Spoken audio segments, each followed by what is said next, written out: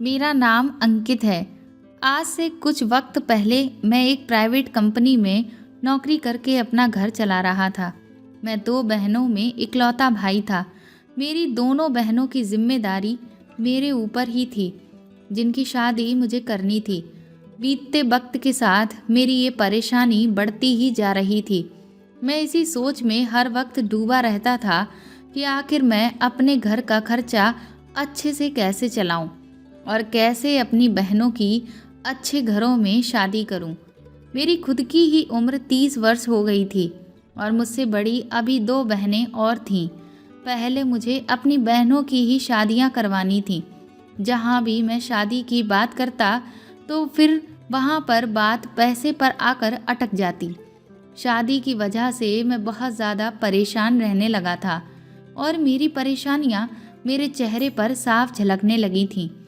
एक दिन जब मैं ऑफिस गया तो उस दिन भी मैं बहुत ज़्यादा परेशान था और जब वहाँ मुझे मेरे बॉस ने देखा तो वह मुझे देखते ही मुझसे पूछने लगे कि क्या हुआ अंकित, सब कुछ ठीक तो है ना?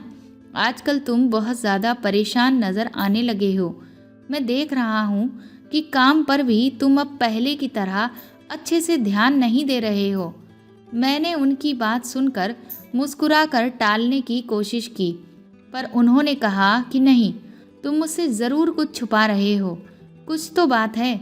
मैं जानना चाहता हूँ कि आखिर ऐसी कौन सी परेशानी है जो तुम्हें इतना परेशान कर रही है कि तुम काम भी ठीक से नहीं कर पा रहे। जब उन्होंने मुझसे बार बार यही बात पूछी तो उनकी कई बार पूछने पर मैंने अपने घर की सारी परेशानियां उन्हें बता दी। तो उन्होंने कहा ठीक है, एक काम करो, एक दिन तुम मेरे घर खाने पर आओ, मैं वहाँ पर तुम्हारी सारी परेशानियां दूर कर दूंगा। अपने बॉस की बात सुनकर मैं उनका बहुत शुक्रगुजार तो हुआ, लेकिन मुझे एक बात अभी भी समझ नहीं आ रही थी कि आखिर मेरी परेशानियों का वह क्या हल निकालेंगे।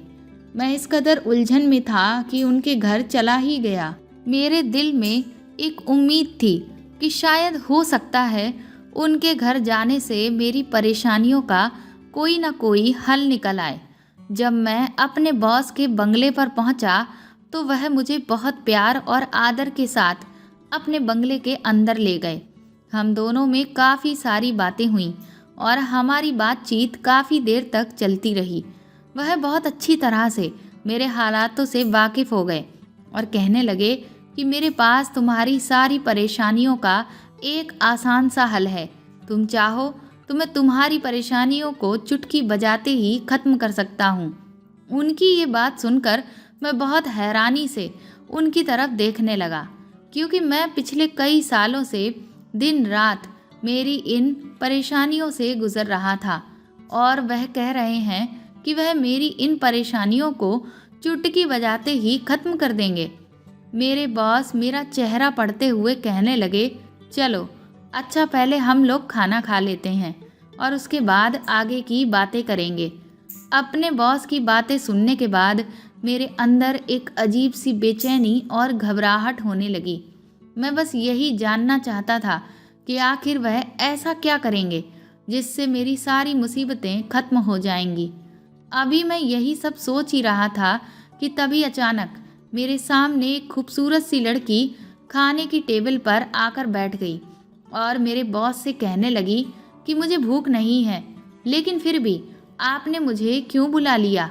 बॉस ने उसे बैठने का इशारा किया तो वह अपना मुंह बनाती हुई बैठ गई, लेकिन मेरी नज़र उस लड़की के खूबसूरत चेहरे से हट ही नहीं रही थी। वह दिखने में बहुत ही ज़्यादा खूबसूरत थी।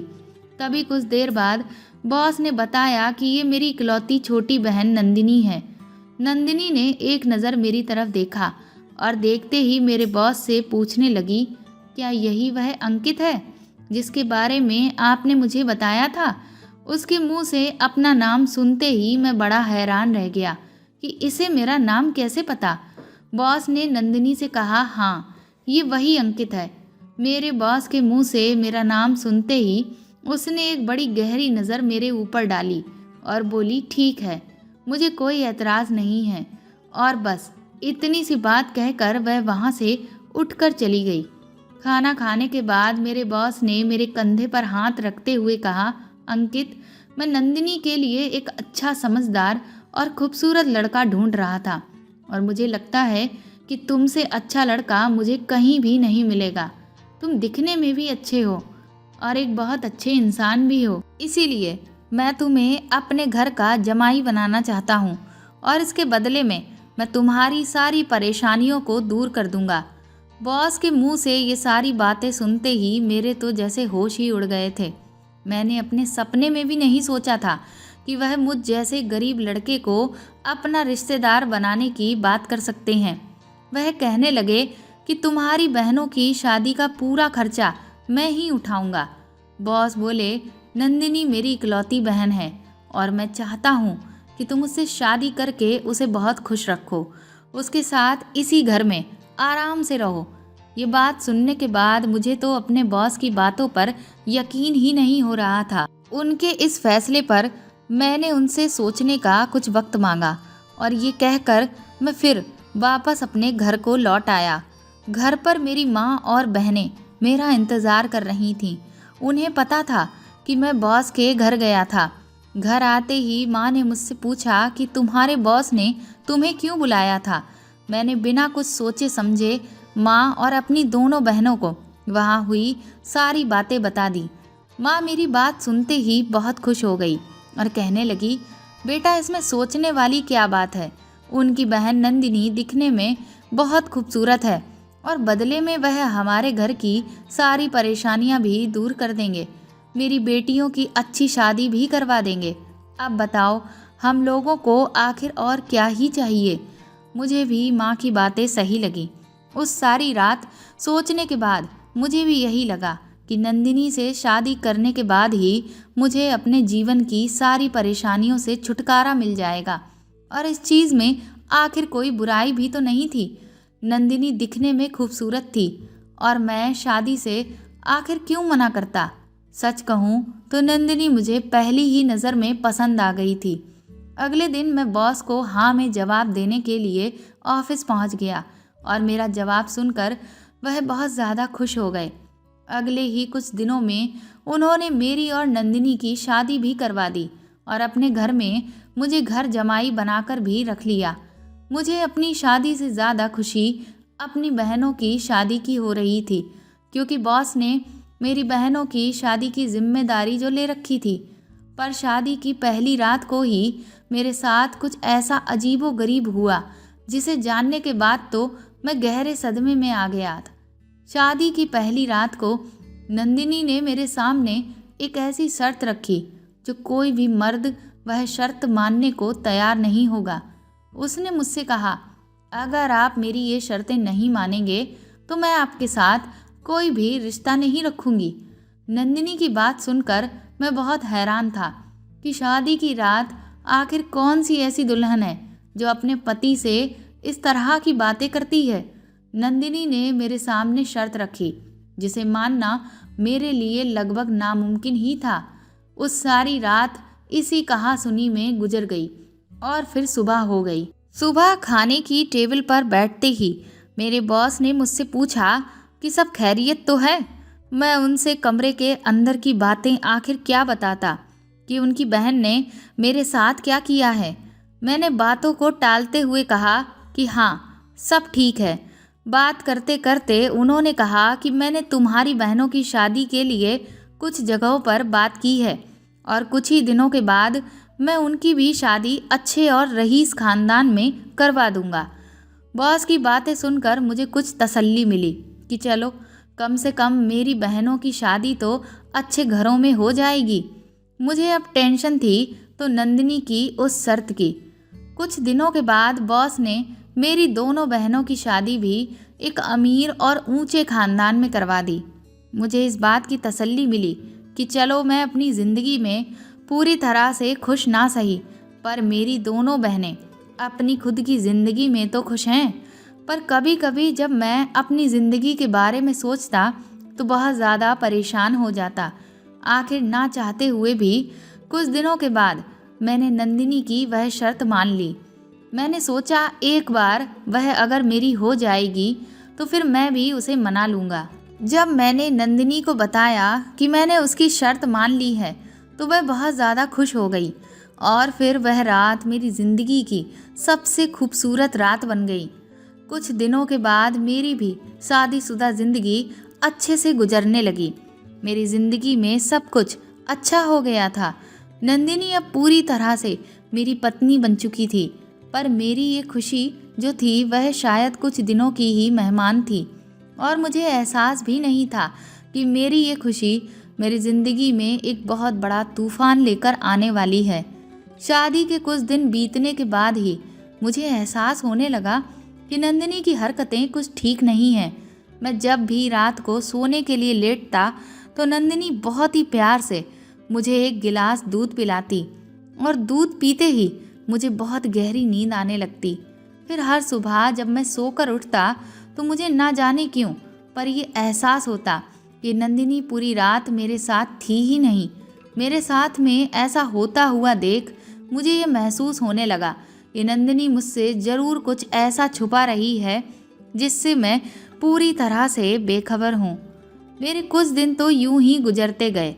फिर एक दिन मेरा एक्सीडेंट हो गया और उस एक्सीडेंट के बहाने से मैंने जानबूझकर अंधा होने का नाटक करना शुरू कर दिया। एक्सीडेंट के बाद ही मेरे दिमाग में विचार आया कि अगर मैं नंदिनी का वह राज जानना चाहता हूँ तो यही एक अच्छा तरीका है जिससे मैं जान सकता हूँ कि आखिर वह मुझसे क्या छुपा रही है। और फिर जो राज मेरे सामने आया उसे देखकर तो जैसे मेरे पैरों तले से ज़मीन ही खिसक गई। मेरे अंधे होने के बाद मैंने ये ध्यान देना शुरू किया कि नंदिनी रात में मुझे जो दूध पिलाती थी अब उसे पीने के बाद मुझे गहरी नींद बिल्कुल भी नहीं आती थी। इसका मतलब ये साफ था कि पहले वह मुझे दूध में कुछ ऐसा मिलाकर देती थी जिससे मुझे तुरंत ही गहरी नींद आने लगती थी, पर अब ऐसा कुछ नहीं था। एक दिन जब वह मेरे लिए दूध लेकर आई और मैं दूध पीकर सोने का झूठा नाटक करने लगा तो उसे लगा कि मैं सो गया हूँ और अगर मैं जागता भी तो उसका भी क्या फ़ायदा। उसे तो यही लगता था कि मैं तो अंधा हो गया हूँ। वह मुझे दूध देने के बाद अच्छे से तैयार होकर नाइटी पहनकर कमरे से बाहर निकल गई। नंदिनी के कमरे से जाते ही मैं भी धीरे से दबे कदमों के साथ उसके पीछे पीछे चला गया। मैंने देखा वह बॉस के कमरे में जा रही थी। मैं सोच में पड़ गया कि रात के इस वक्त आखिर वह अपने भाई के कमरे में क्यों जा रही है। बॉस के कमरे में जाते ही उसने दरवाजे को बंद कर लिया। मुझे मजबूरी में खिड़की से देखना पड़ा, लेकिन जब मैंने वहां से कमरे के अंदर झांका तो कमरे के अंदर का नज़ारा देखकर तो मेरे होश ही उड़ गए, क्योंकि नंदिनी और बॉस एक दूसरे से प्रेम भरी बातें कर रहे थे और उनके बैठने का तरीका ऐसा था जिसे देख मुझे भी शर्म आ रही थी। भला कौन सा ऐसा भाई होगा जो अपनी बहन से इस तरह की बातें करे और ऐसे बैठे। कुछ देर के बाद वह दोनों बातें करते करते कुछ ऐसी हरकतें करने लगे जिसे देखकर तो मैं बिल्कुल ही सदमे में आ गया।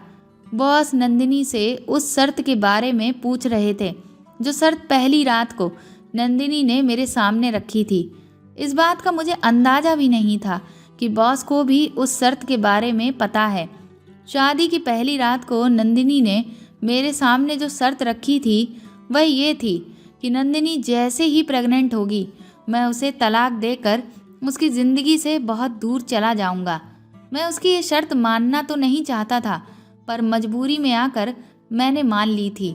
मुझे लगा था कि जब वह मेरी हो जाएगी तो मैं प्यार से उसे मना लूँगा, लेकिन इस बात का तो मुझे बिल्कुल भी अंदाज़ा ही नहीं था कि उसके भाई भी उसकी इस शर्त में शामिल हैं। बहुत देर तक तो मैं उन दोनों की सारी बातें सुनता रहा। मुझे उन दोनों की बातें बर्दाश्त ही नहीं हो पा रही थीं और मैंने दरवाजे की कुंडी बजा दी। दरवाज़ा नंदिनी ने खोला। मुझे दरवाजे पर खड़ा देखकर नंदिनी हैरत से मुझे देखने लगी और मुझसे पूछा कि तुम आखिर यहाँ पर कर क्या रहे हो। मैंने कहा, मुझे सब कुछ पता चल गया है कि तुम भाई बहन में क्या खिचड़ी पक रही है। मैंने उसे सच बताते हुए कहा कि मैं अंधा नहीं हूँ और तुम्हारी हरकतें देखकर जानबूझकर मैंने अभी तक अंधा होने का नाटक किया था।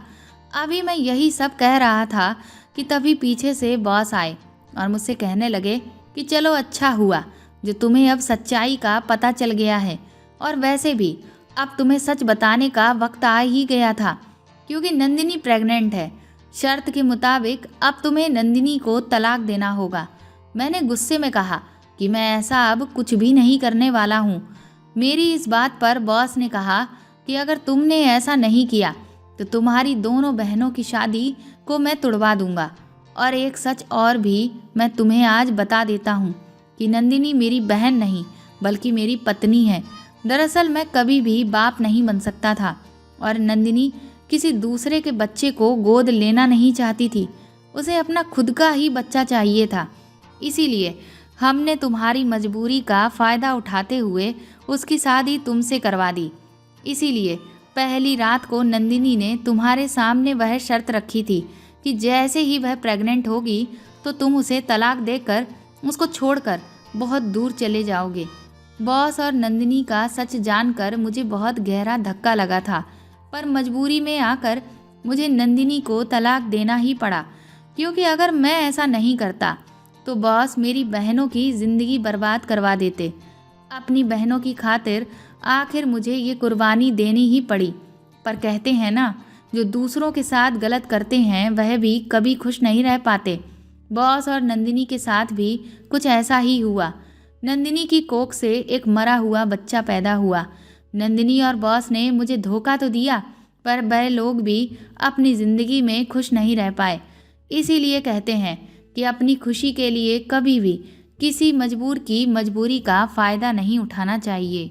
तो दोस्तों, आपको ये कहानी कैसी लगी कमेंट करके ज़रूर बताएं और प्लीज़ इस कहानी को ज़्यादा से ज़्यादा शेयर और लाइक करें। साथ ही आप चाहें तो मुझे सुपर थैंक्स भी दे सकते हैं। अगर आप चैनल पर नए हैं तो सब्सक्राइब करके बेल आइकन ज़रूर दबा दें ताकि आगे भी मैं आपको ऐसी ही अच्छी कहानियाँ सुनाती रहूँ। Thank you.